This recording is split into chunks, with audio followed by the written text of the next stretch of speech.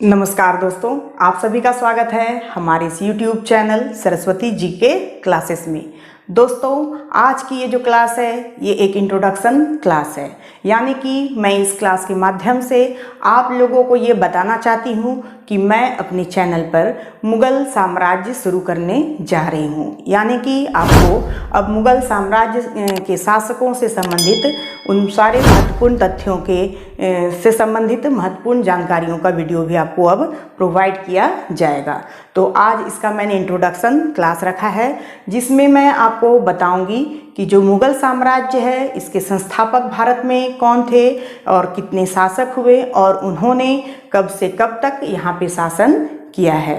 तो इस आज की जो क्लास है इसमें हम आज सिर्फ जानेंगे कि मुग़ल साम्राज्य के संस्थापक कौन थे, इन्होंने कहाँ से स्टार्ट किया है, यानी कि इनका टाइम पीरियड क्या है और ये कहाँ तक चला है। तो ये जो सबसे पहले हम ये जान लें कि मुग़ल साम्राज्य को दो भाग में बांट के पढ़ा जाता है, यानी कि मुग़ल साम्राज्य के शासकों का दो भाग है। एक भाग जिसे कि प्रारंभिक मुग़ल शासक के रूप में जाना जाता है, जिसमें 6 शासक आते हैं, और दूसरा जो पार्ट है उसे उत्तर मुग़ल कालीन शासक के नाम से जाना जाता है, जिसमें 11 शासक आते हैं।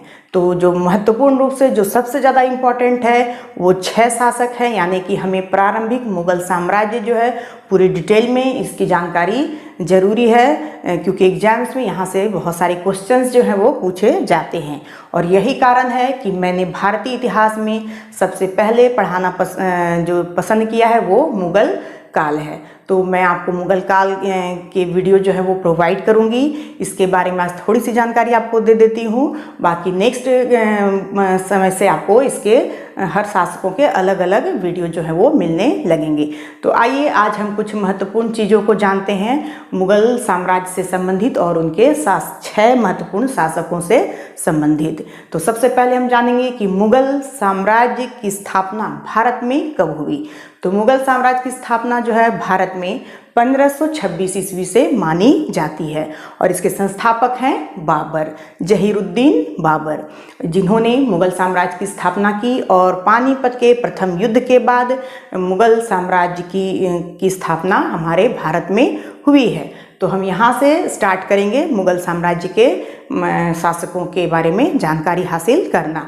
तो हम आज जानते हैं कि ये 6 शासक ने अपने शासन का समय इनका कब से कब तक था, और इन्होंने कहाँ से शासन शुरू किया है और कहाँ तक ये गए हैं। तो आइए हम इनके टाइम पीरियड के बारे में आज जान लेते हैं, जो कि एग्ज़ाम पॉइंट ऑफ व्यू से इम्पोर्टेंट है। कभी कभी इनके शासनकाल के समय के बारे में भी पूछा जाता है। तो सबसे पहले हम जानेंगे कि मुग़ल वंश के संस्थापक कौन थे। तो मुग़ल वंश के जो संस्थापक थे वे थे बाबर। बाबर, जहीरुद्दीन बाबर इनका पूरा नाम है। जब हम इनके डिटेल के बारे में पढ़ेंगे तो इनके जीवन से संबंधित इन्होंने कितने युद्ध लड़े, किनसे इनका युद्ध हुआ, इन्होंने कौन कौन सी चीज़ें यहाँ शुरू किया, किस चीज़ की स्थापना की, इन सब डिटेल तथ्यों की जानकारी हम जो है इनके सेपरेट क्लास में हम लोग हासिल करेंगे। तो आज हम सिर्फ इनके शासनकाल के बारे में जानते हैं कि कब से कब तक इनका शासनकाल रहा है।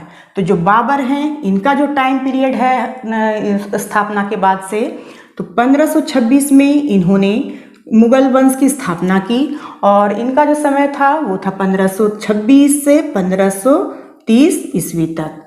इसके बाबर के बाद आते हैं इनके बेटे हुमायूं। जो सेकेंड नंबर में आते हैं वो है हुमायूं। हुमायूं का जो टाइम पीरियड है वो स्टार्ट होता है 1530 से 40 तक, और फिर उसके बाद 1555 से 1556 ईस्वी तक। यहाँ इनका 2 टाइम पीरियड बताया गया है। ये किस लिए है? तो ये इस वजह से है कि 1530 से 1540 तक इन्होंने शासन किया, और 1540 ईस्वी में अफगान शासक शेर शाह सूरी के द्वारा इनको पराजित कर दिया जाता है। एक अफगान थे शेर शाह सूरी, जिनके द्वारा इनको पराजित किया जाता है, और 1540 से 1555 ईस्वी तक हुमायूं जो है वो निर्वासित जीवन व्यतीत करते हैं और फिर शक्तियों को समेट के और एक शासक के सहायता से इन्होंने फिर से भारत पर आक्रमण किया, शेरशाह सूरी के वंशजों पर आक्रमण किया और उसके बाद फिर इन्होंने यहाँ पे मुगल साम्राज्य को आगे बढ़ाया। तो ये जो स्टार्ट होता है दोबारा इनका जो कार्यकाल स्टार्ट होता है वो 1555 में स्टार्ट होता है, लेकिन दुर्भाग्यवश 1556 ईस्वी में ही इनकी मौत जो है वो हो जाती है। तो यहाँ तक इनका टाइम पीरियड चला 1530 से 1540 और 1555 से लेके 1556 ईस्वी तक। फिर नेक्स्ट है थर्ड नंबर पर आते हैं अकबर। इनके पुत्र हुमायूं के जो पुत्र थे जिनका नाम है अकबर, तो इनका जो टाइम पीरियड है वो 1556 से स्टार्ट होता है 1605 ईस्वी तक। अकबर का टाइम पीरियड स्टार्ट हुआ 1556 से लेके 1605 ईस्वी तक अकबर ने शासन किया और इनका जो शासन पीरियड है बहुत ही महत्वपूर्ण है मुगल शासन काल के अंतर्गत। यहाँ से बहुत सारे क्वेश्चंस एग्जाम में पूछे जाते हैं, तो जब हम इनके बारे में जानेंगे डिटेल में तो उन सारे तथ्यों को जानेंगे जो एग्जाम पॉइंट ऑफ व्यू से इम्पोर्टेंट है। फिर अकबर के बाद जो नेक्स्ट आते हैं वो हैं जहांगीर। अकबर के पुत्र जहांगीर, जिन्हें कि सलीम के नाम से भी जाना जाता है, इनका जो टाइम पीरियड है वो है 1605 से लेके 1627 ईस्वी तक। 1605 से 1627 ईस्वी, यानी जहांगीर जो है उन्होंने भारत में शासन किया था 1605 से लेके 1627 ईस्वी तक। फिर इसके बाद जो शासक आते हैं 5वें नंबर पे वो हैं शाहजहां। शाहजहां जो कि बहुत ही फेमस हैं, इनका टाइम पीरियड स्टार्ट होता है 1627 से लेके 1658 ईस्वी तक। शाहजहां का टाइम पीरियड है 1627 से लेके 1657 ईस्वी तक। शाहजहां का कार्यकाल जो है 1627 से 1657 ईस्वी तक चला है। फिर इसके बाद जो छठे नंबर पर जो शासक आते हैं वो हैं औरंगजेब। औरंगजेब